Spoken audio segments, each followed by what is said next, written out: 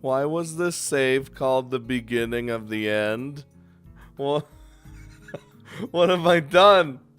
I thought I made decent choices at least. My life's in shambles already. Anywho, that's probably because things are gonna happen. As you would probably expect.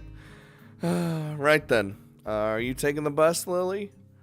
Lily motions to a large suitcase standing beside her. I like to think it's just bigger than she is. I'll have to take this with me, so I booked a taxi. It'll meet us at the school gates in about 5 minutes. Ah, I see. I hate taxis. Lily reaches down and feels out the handle of her suitcase. Its weight causes her some difficulty. Ah, it is bigger than she is. So I quickly offer to take it myself. Oh, wow. That's awfully kind of you, Hisao. She has no qualms about accepting, and I end up picking it up. It's not what I'd call light, but it's not exactly heavy either. I don't think I'll have too much trouble carrying it. And then our arm breaks. Well, thank you then. We should hurry though. If the taxi leaves, then it'll take quite a while to book a new one. Are you ready, Hanako? Especially when they make you fucking wait and then they don't even... Literally, the taxi will show up, be like, they're not immediately right here. I'm leaving. Yeah, let's go. I'm trying to break her out of that shell. We reach to the gate what the fuck? We rush to the gate as fast as we can, only to find the taxi has yet to arrive. Well, nothing like a bit of exercise in the morning. Well, the nurse told me that I should be doing that, even though I shouldn't overexert myself, because I'll make a decision where I decide to go a little crazy, even though the decision clearly was just like, just go just a little bit, well, whatever, it's fine. I think he probably had other things in mind, Hisao, and probably with more regularity. Do you intend to be helping people with their luggage every day? I mean, maybe. I guess not.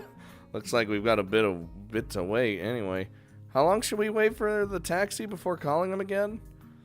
I would say another 10 minutes, but they've never let me down before.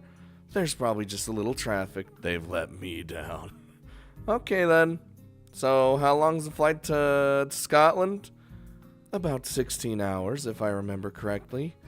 It's a bit hard to tell with the changing time zones. It's like when you change time zones, it's like you're either going forward or backward in time.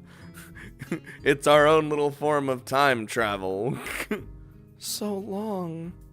It's now that I realize that Hanako's been unusually quiet, even for her. She doesn't handle stress well, so she's looking really uptight. Yeah, I can't imagine being on a plane for that long. I've only ever flown on a short family holiday up north, so it really is quite hard to fathom, dude. What with my fear of heights, I hate going on planes. If you're gonna put me on a plane, you need to fucking give me the worst kind of knockout drug. That way I could just be knocked out for the entire time. Also, I'm a hypochondriac, so I think everything's gonna fucking kill me. Well, a little bit of a hypochondriac. When I think something's wrong, something's wrong, and I'm just like, oh god, I'm gonna die. If Hanako spent so much of her childhood at an orphanage, she's probably traveled very little, let alone flown. It's not too bad. I'll spend most of it either asleep or catching up on my English. I hardly use that here, so I need to refamiliarize myself with it a little. Will your accent be a problem? I wouldn't worry about that too much. It may be an issue initially, but I should be fine once I get used to it. Didn't it say Hanako didn't have, or hi Hanako, Lily didn't have an accent? Like they specifically were like, I wouldn't tell she was from Scotland because she doesn't have an accent. God damn it. Blizzard! We all moved to sit down on the small bench beside the school gate in silence. Strangely enough, even though I know that Lily's going away, I can't think of anything to say to her. Lily's a reliable person, so it might be because she isn't the one that I'm thinking of the most. Lily might not be able to see it, but Hanako's chewing her fingernails nervously. Don't... I would have grabbed Hanako's hand like, fucking stop it. Don't eat your nails. That's a bad habit. I moved to talk to her, but can hear an engine straining up the hill before I get a chance. Oh, I think the taxi's on its way. Well spotted, Hisao. I only just heard it as well. A small wave of pride washes over me. To have noticed something at the same time as Lily? Whew, that must mean I've become more aware of my surroundings. Oh, we're evolving. Anyway, we won't have to call the taxi company nor worry about missing Lily's plane. Alright. Hanako, it's fine. She's not going to be gone that long. Once the taxi stops where we're standing, the driver rolls down the window and leans over. After confirming that, yes, Lily is in fact the same Lily Satao that booked the trip, we sort out her luggage. Put it in the trunk. The driver opens. See, I knew it! Opens the trunk of the taxi and takes Lily's suitcase, with Lily climbing into the back seat as he loads it into the truck and slams it shut. After getting back into his seat and shutting the doors, he waits for us to say our farewells. Have a safe trip, Lily. Take care of yourself, you hear? Hanako looks understandably downcast, and that much is obvious even in her voice. Of course I will. I'll be back before long, don't worry. There will be another person here for you too, won't there, Hisao? You're damn right. Yeah, of course. I turn and smile to Hanako, putting my hand on her shoulder. She only manages to keep eye contact with me for a couple seconds, her cheeks red all the while, before turning back to Lily. See ya, Lily. Goodbye. Lily gives her farewells to both of us with a fair measure of reluctance. Without further ado, the driver starts the engine once more, and they begin the journey down the hill and toward the airport. Well, ain't this, well, now Lily's gone. The two of us stand at the gates for a long time, even after they've disappeared from sight, not really knowing what to do. So, what do you want to do? I don't know.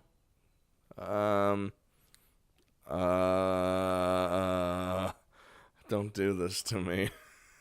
You guys fucking keep scaring me like, you're gonna get a bad end, Scott! You're gonna get a bad end because fuck you! That's literally how it is. How's about we call it a day or go to the city? Dude, if it was me, I'd just be like, this was enough effort for one day. Let's call it a day. But, I mean, it's Hanako, though. Like, where are we gonna... What? The city? We were just at the city, and, I mean, she enjoyed herself, at least as much as someone in with her shyness and anxiety-ridden self could have, you know. Maybe what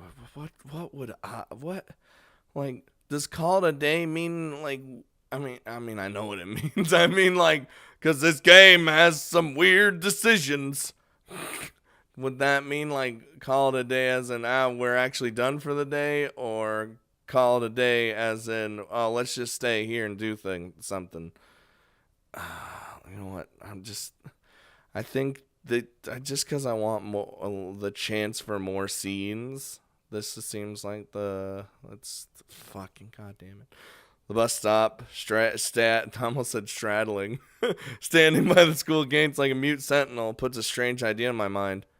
Do you want to head into town and look for a bookshop or something? Ooh, hey, we have the rest of the day free. It's a long shot, as Hanako doesn't like going to the city. I count the fact that we managed to get her out there, even when it was so dark, was even a miracle. But I genuinely want to spend more time with her. Anyway, she's likely to refuse and just go back to... Okay, what? What? Really? Really? Let's go. I can't work out why Hanako has decided to agree with me, but I ain't about to ask her to change her mind. Oh, God. You know what? We should have stayed at home. Stepping off the bus, I immediately noticed that there's a lot of people around us. In hindsight, it should have been obvious. Of course, a lot of people are gonna be downtown on a Saturday afternoon. God, why did I choose this? Why do I do this to myself and her? Hanako retreats close to my side, and I can feel her arm clutching my arm tightly. Her body is held against mine, and her head is bowed so low that her hat hides most of her scarring. So, where should we go? A bookshop? Yes, you motherfucker! That's what you said! Hanako's present and my general living expenses have pretty much drained my budget. But I should be able to at least afford a few books. There's something I try to reserve a few funds for anyway. For a second, I think Hanako didn't hear me, but then I looked to my side and noticed her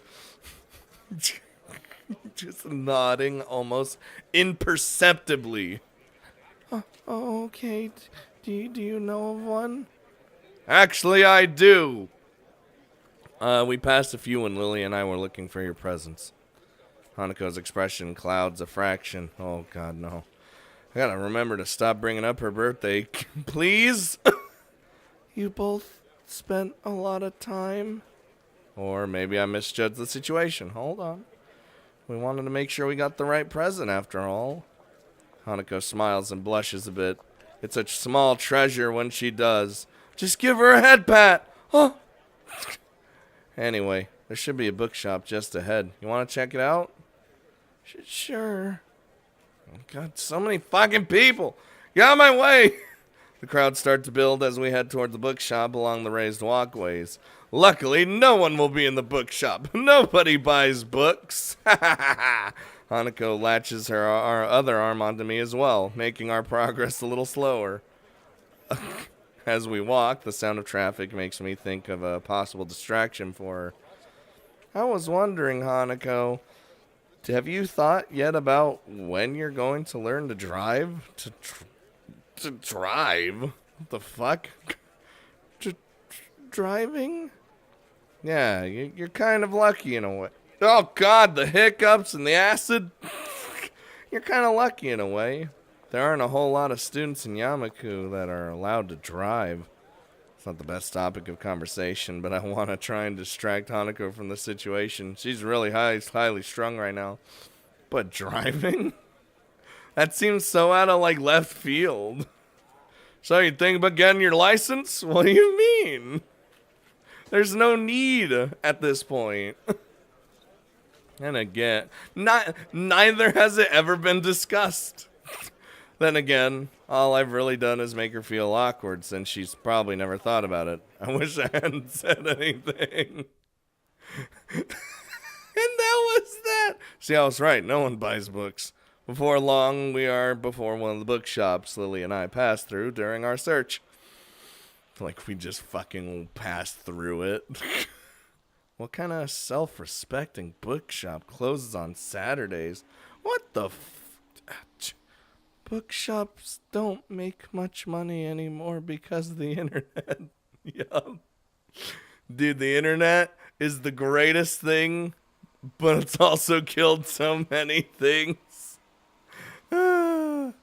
Maybe they just had to close over weekends. She seems pretty knowledgeable about technology. I guess it's a pursuit that would lend itself well to someone who enjoys solitude. I guess that makes sense. It's easier to find books online. Anyway, looks like the idea's shot. Anything else you'd like to do? If it's not a bother, could you show me where you bought my present? No, that's confidential. Sure, not a problem. It's not far from here. Ah, see, that's why the old man was important. I head off in the direction of the store, only half sure of its exact location. I don't want to repeat it last time, spending half the day walking around aimlessly. But then we're with Hanako. Here we are, Othello's Antiques. It's small. Oh, yeah, it took Lily and I some time to find it. Can we go in? I don't see why not. It's open. See, they're open on Saturdays. Fuck you, bookstores. Hanako pushes through the door and enters before me. Once again, the store is empty, save for the store owner.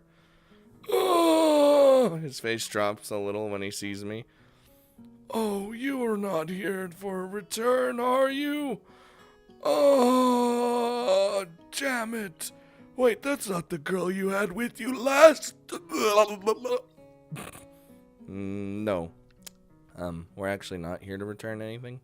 We were just in town and wanted to have another look in here.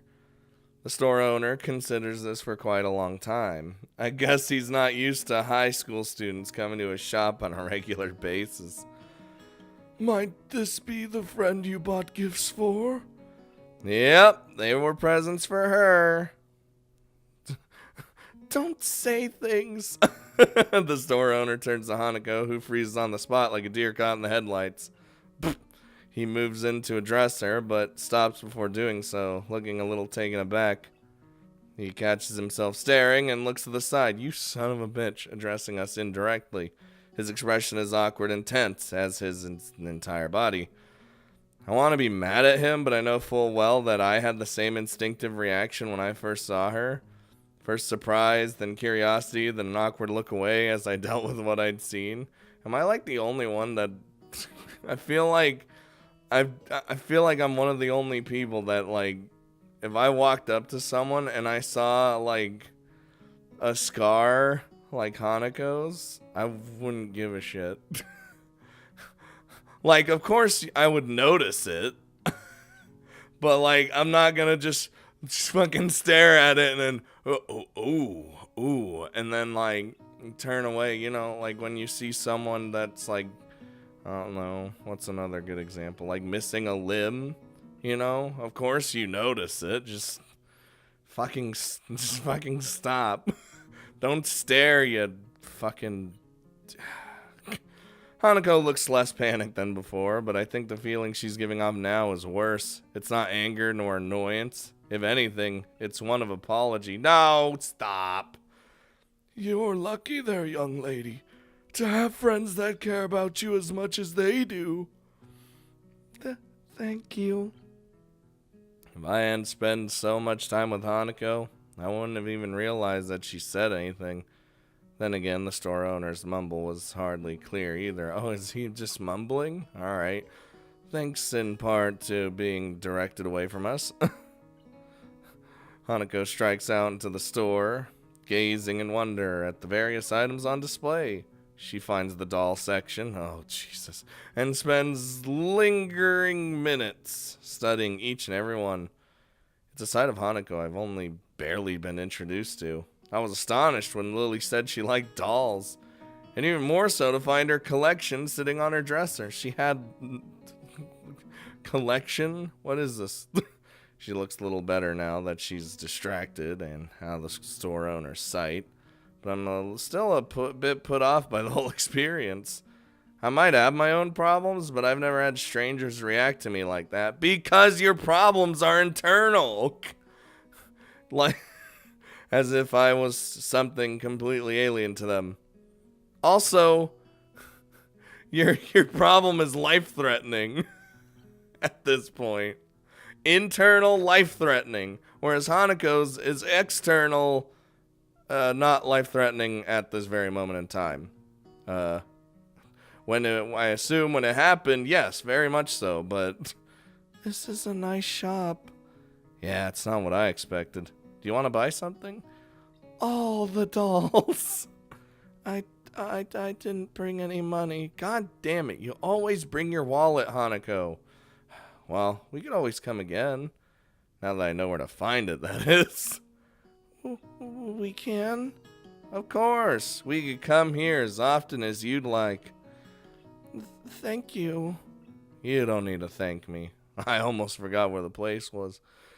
I don't really think either of us completely believes in what we're saying, but rather we're just repeating what we think we should say. Can we go back to the school now? Sure. Let's go.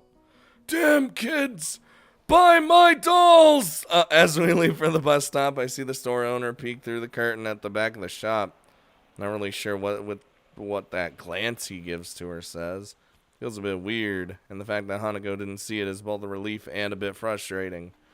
Get out of here, Scarface! Oh my god. You're a shitty old man, ain't you? Hanako and I stopped walking once we reached the concrete area between the dorm buildings. There was barely a word said between us on the way back from the city. Well then, goodbye. That's it? Like, you want to have tea or something, you know? Like, how about playing a game? Hanako shakes her head embarrassedly. I'm tired. Maybe later. I've got homework. You're not gonna do homework when you're tired, Hanako. What is this? I mean, you would, but she sounds a little depressed. Hanako obviously does want to do more, but I suppose she would have a bit of schoolwork to catch up on. Yeah, she did miss some days. She missed a few days of lessons. Homework. Thanks for reminding me. I got a stack to do as well. Guess I'll see you tomorrow. What is this bullshit? I hate when they give you a stack of shit to do when you're on like a break or something. Pisses me off. See you, Hisao. Before I can say goodbye, Hanako's turn to begin walking toward the entrance to this female dormitory building. I look toward the door. At the door, she disappears through for quite a bit before going off towards my own dorms. Today was a tiring day. God. Well, hello?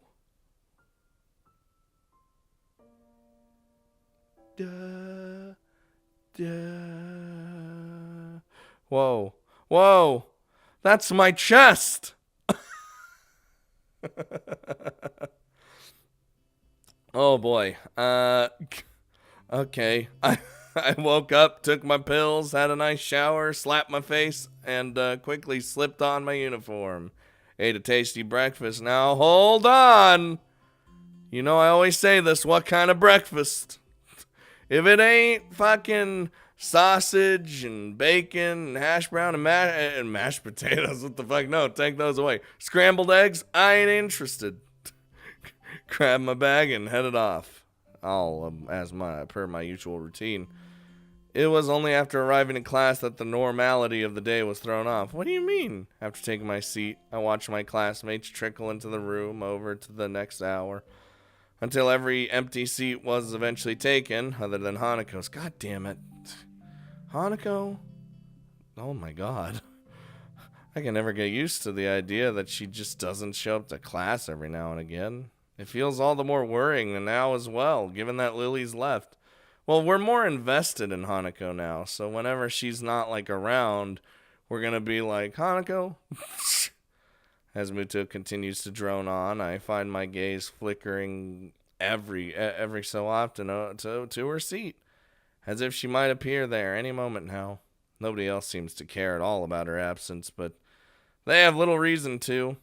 Hanako's being absent from class after all, so it's perfectly normal. Or at least it was. Her attendance hasn't been all that bad from what I've seen in my time here, but it was apparently much more spotty beforehand. Oh. This is also an ominous time for her to be gone. It's the day before her birthday, and my suspicions are starting to rise. After the breakdown she had in class when it was mentioned. An increasing amount of thoughts is taken up by how I can help her, but in the end, I feel like I can't do anything. We can always do something. The bell heralding the beginning of lunchtime rings out, shaking me out of my thoughts. A collective sigh of relief can be heard from the class, though Muto looks quite put off. He dislikes being interrupted in the middle of his exciting lectures, after all. Just when I was wondering what I should do on lunch break, given that Hanako and Lily aren't here, the solution presents itself. God, I knew it was coming. I knew the solution would present itself, quote, quote, quote, quote, and it was going to be these two. Afternoon, Hick-chan. Hey, Misha, Shizune, you both look as bright as ever. Shik-chan wants you... What? Fuck! Shik-chan wants to know if you'd like to have lunch with us today. Sure. It'll be good to have some company. No, we need to find Hanako. The cafeteria hums with activity, much like my old schools did. Yamaku's different, though, in how strangely civilized lunchtime is, because it usually isn't. What one would expect is to have some unruly mob chomping at the bit to get to the serving area, and but instead there's actually a organized line. There's a small amount of jostling, and people's heads are often craning around to check on what's happening up ahead, but it's pretty subdued. This is due, no doubt, to the very serious rules regarding such matters in the school. The same strict discipline is observed when students move in the hallways or come to and from their dormitories and the school gate. While the reasons for it may be slightly off-putting, I've come to quite like this sense of order that's enforced in this school. The first order. No, I didn't really like being told by Shizune and Misha to get their lunches. What? I feel a little used as I take a seat at the table where we're sitting, plunking their food down in front of them. You guys are assholes. Sweet bread and strawberry milk for Misha, a bowl of ramen and juice for Shizune. I gave a sigh of relief as I put it all down after the significant difficulty I had carrying it all in addition to my own lunch. That's it for your lunch, Misha? The fuck? You could eat more than that. Thank you. I haven't heard you laugh yet. Misha claps her hands together before popping open the wrapper and digging into her bread ravenously. Shizune simply gives an appreciative nod before giving her steaming ramen a stir and blowing on it a little to cool down. I open my own lunch, another packet of sweet bread. It's not a lunch, and take a bite before washing it down with some juice. The bread's very sweet, so much so that I end up forcing myself to stomach it just to get the experience over with. Midway through, I decide to take a break from the difficult task and ask what's on my mind. So, I'm guessing you two had a reason to drag me down here. You two seem to always have ulterior motives, after all. What are you saying, Hip? Oh, she's eating, huh? What are you saying, Hip-chan? We won't have any ulterior motives. Her mouth is so full of sweetbread as she speaks. It's a pretty unpleasant sight. Oh, she's like spewing it all over the place. Shizune looks a little grossed out before going back to eating her ramen. Oh, some chunks of her bread are flying into your ramen, by the way. I wait until Misha swallows what she has in her mouth before speaking again. You're not buttering me up to make me work with you after school, are you? Nope. Not trying to extract information from me that I might not want to give? Nuh-uh. Fine, you win. I guess you just wanted to eat lunch with someone as intelligent and handsome as me, then okay, buddy. That's it, John. You got it. Shizune looks unimpressed as Misha finishes signing our conversation and sucks in the last of a long noodle as she signs her own thoughts. Shik-chan says you shouldn't be so suspicious of us. She's just doing her duty as a class representative after all. How is she are you doing that? As much as I hate to admit it, it looks as if I still have trouble communicating with Shizune.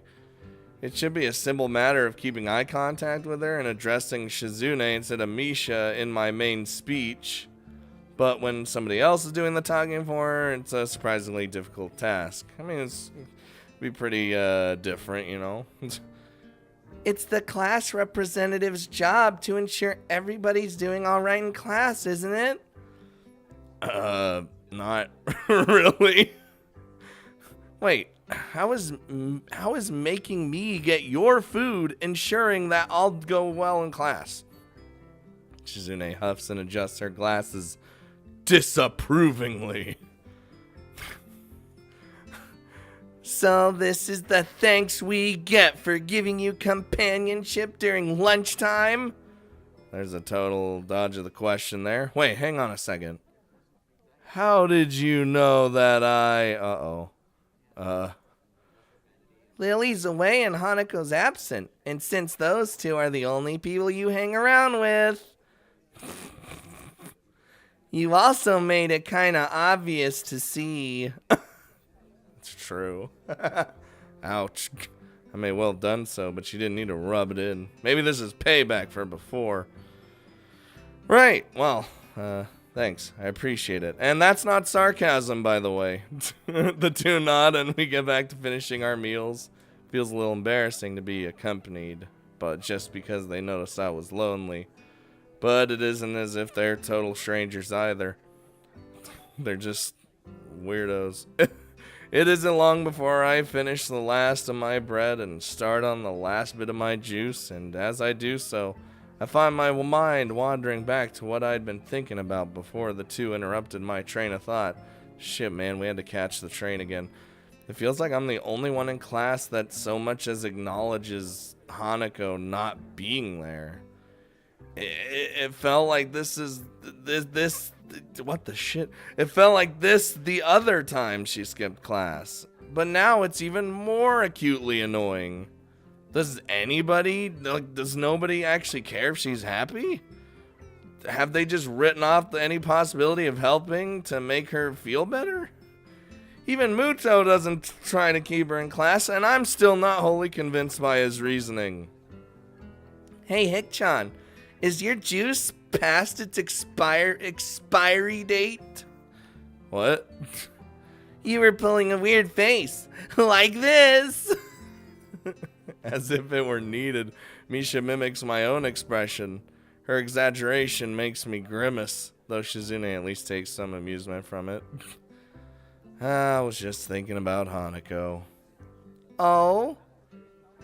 Misha's interest is piqued, and so Shizune's. Once my words are interpreted for her, she does look pretty interested.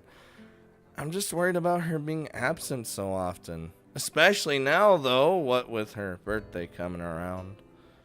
The memories of that incident in class are still fresh in their minds. Their faces alone are telling that much.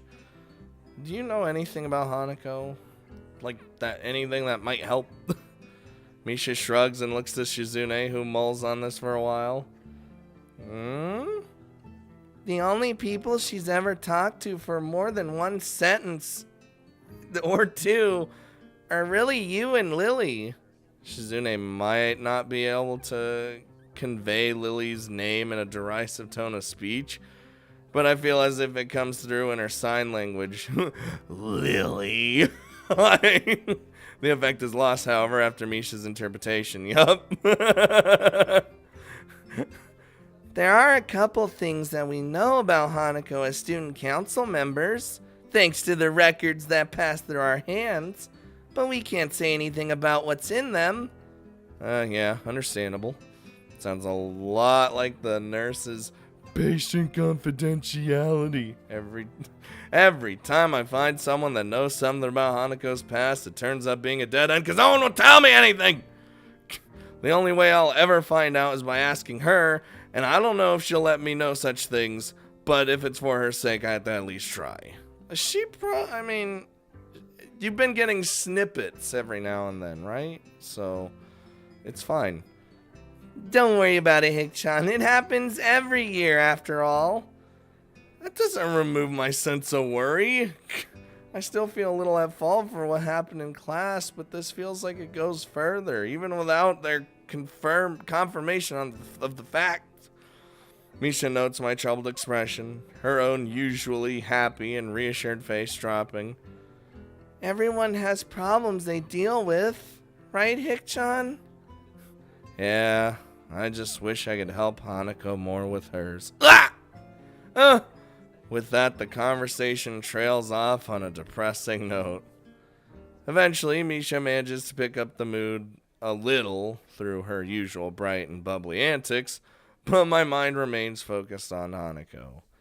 I'll go check on her later. I was literally going to say, we need to see her right, like, pretty quick. I make sure my door's locked after Space Marine. After dropping off my school bag.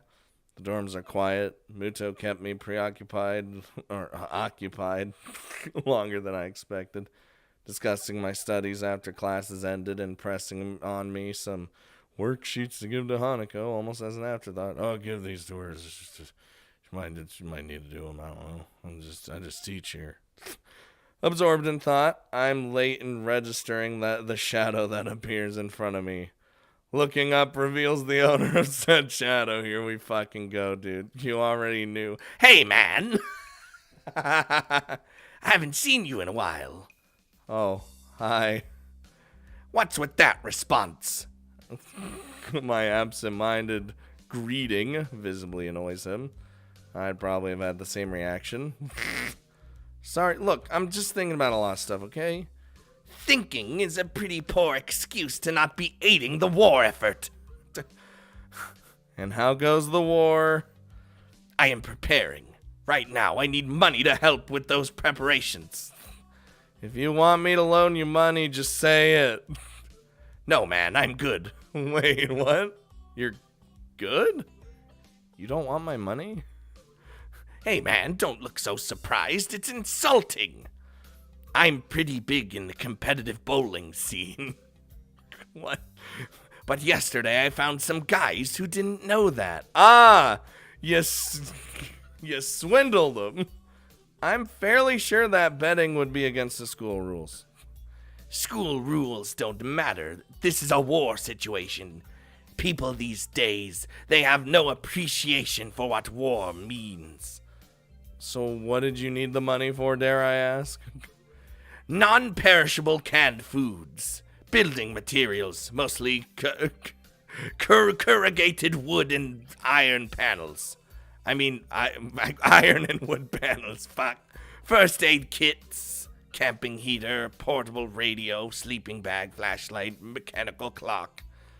At first it strikes me a rather random assortment of objects and materials, but after a few seconds it clicks. Isn't that a list of materials for a fallout shelter? So you've read the Protect and Survive booklet. It's good to see someone so knowledgeable about how to protect themselves. You don't seriously think? It's a non-zero possibility.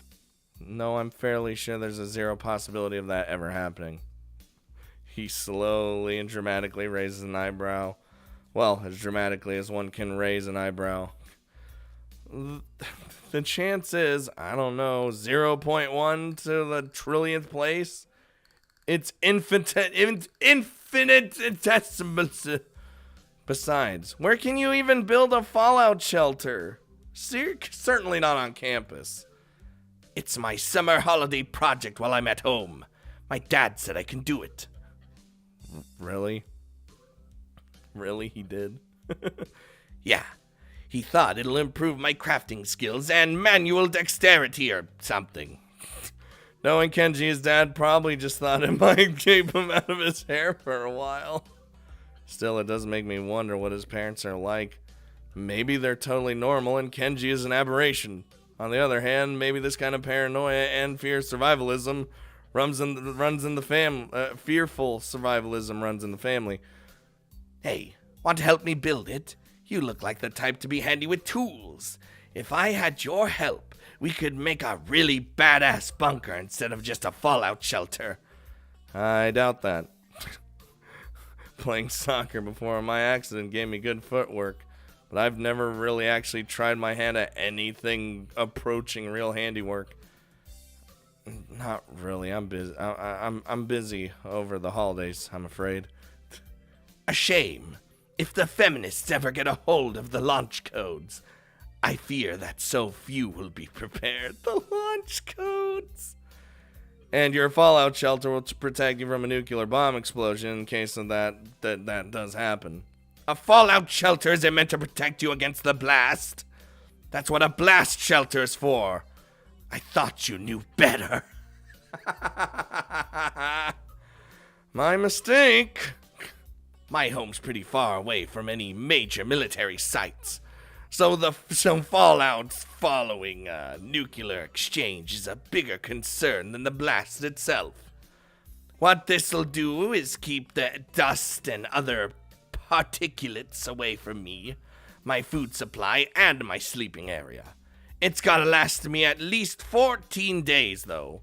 14 days, that's a pretty long time. It's 2 weeks. It is. I need 1 liter of water a day for drinking. 2 optimally, so that I can wash as well. Toiletry is easy enough, just garbage bags and a bin placed outside the shelter area.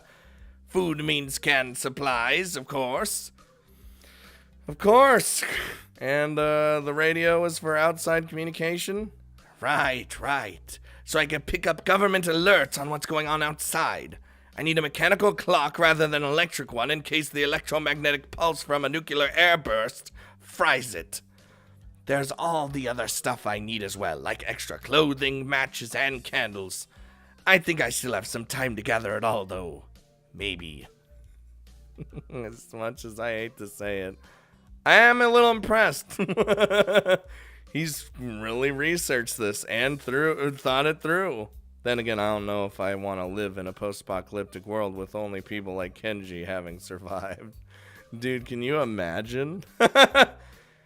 It sounds like you really know what you're doing. You're damn right I do. It must be hard living in constant fear like this. He hardly ever socializes either.